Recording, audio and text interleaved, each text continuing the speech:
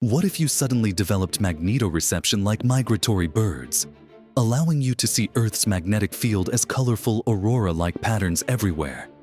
At first, navigation would become effortless as you'd see magnetic highways that animals use for migration.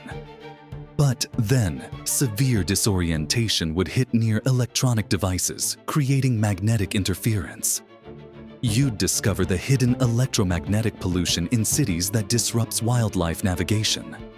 Surprisingly, you'd gain the ability to predict earthquakes through magnetic field fluctuations. The unexpected advantage?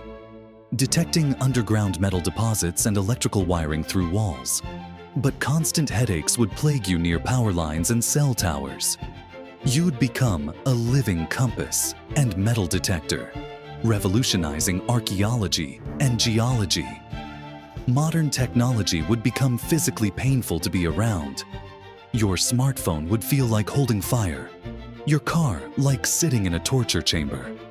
Cities would become unbearable electromagnetic mazes of pain. The revelation? You'd need to live like a hermit to avoid electromagnetic torture, trading all technological convenience for a superpower that modern life makes completely unusable. A gift that becomes a curse in our connected world.